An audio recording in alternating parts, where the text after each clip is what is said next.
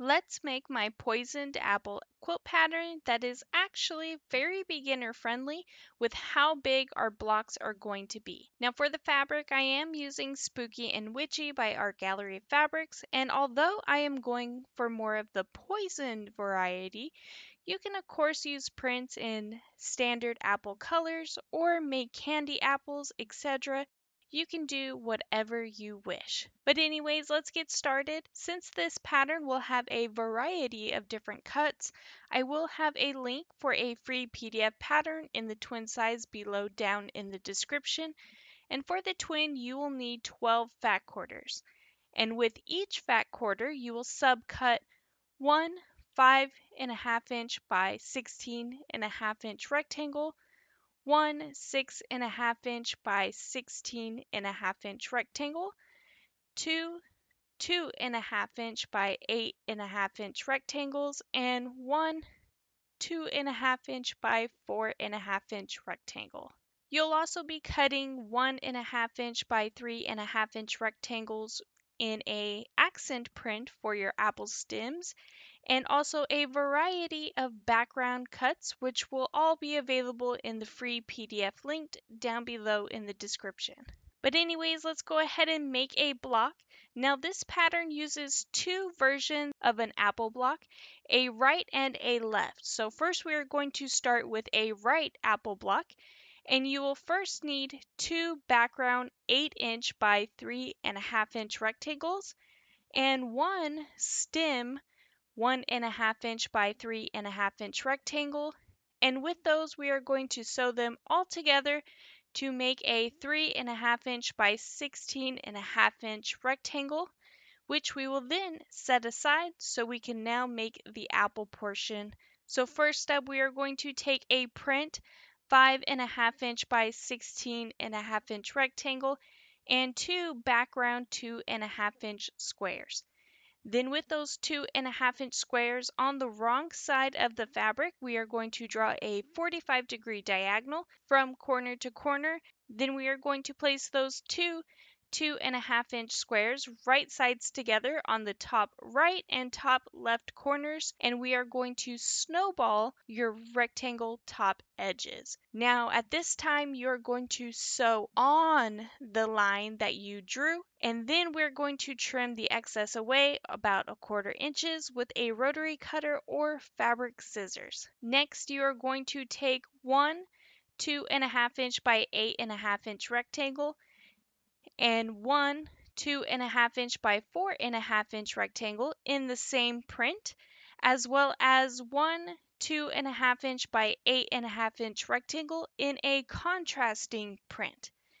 Then we're going to place the two different print 2.5 inch by 8.5 inch rectangles like so, right sides together, and we are going to sew at a 45-degree angle to then create a rectangle unit. Then continuing on, we are going to sew the final 2.5 inch by 4.5 inch rectangle on the end, once again at a 45-degree angle, right sides together, to then complete a 2.5 inch by 16.5 inch rectangle pieced unit. Now once that is completed, we are then going to sew it to the top portion of our apple block. Now it is time to create the bottom portion of the apple, and you will take that contrasting print that you previously used in a 6.5 inch by 16.5 inch rectangle, as well as two background 4.5 inch squares. Then with the 4.5 inch squares on the wrong side of the fabric, you're going to draw a 45-degree diagonal from corner to corner. Then place those two 4.5 inch squares right sides together on the bottom right and left corners to create a larger snowball on the rectangle bottom edges. And once again, you're going to sew on the line that you drew and then go ahead and trim a 1/4 inch away with either a rotary cutter or fabric scissors. Now, since this is a larger piece that we are trimming off, I am using a rotary cutter. That way I can have a more perfect straight line. So then I can use these and create half square triangles later for a smaller random side project. Because you know me, we like to save scraps. Then all we have to do is just sew the bottom portion to our apple and then also add the stem to the top, and then you are done with the right apple block. Now, to make the left apple block, it is pretty much the same thing. You're going to first create the stem unit piece, followed by snowballing the top print of your apple. And then here is the only thing that will change.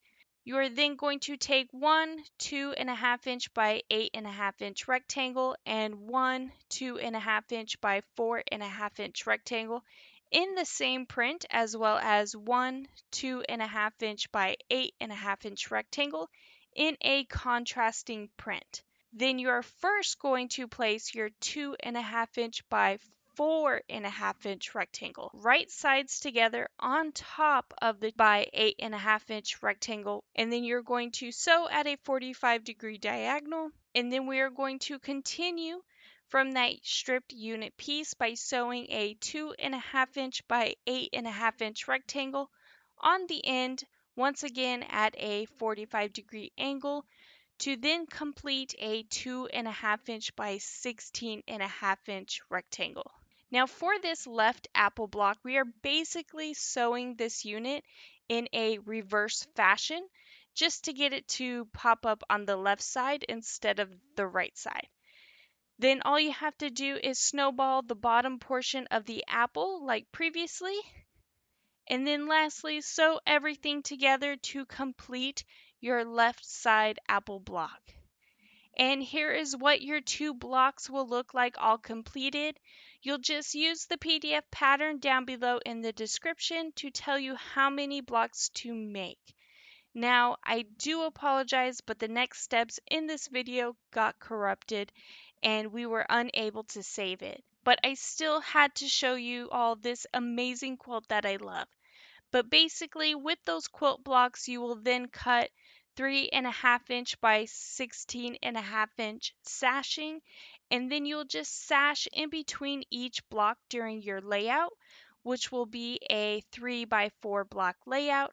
And then in between each row, you'll of course add a 3.5 inch by however long your block row is. Now, I never put the measurements in my pattern because best practice is once you sew your blocks with your sashings together, you need to measure that out yourself because everybody can be different. Then lastly, once everything is sewn together, you will then add a border and you are done. Now for the backing, I did go with a coordinating print, and there are these cute poison bottles which I thought was perfectly fitting for this poison apple quilt pattern. And as for the thread choice, I went with pink rose from Glide Threads, and the quilting is actually one of my personal edge-to-edge quilt pattern, which I will have also linked down below in the description.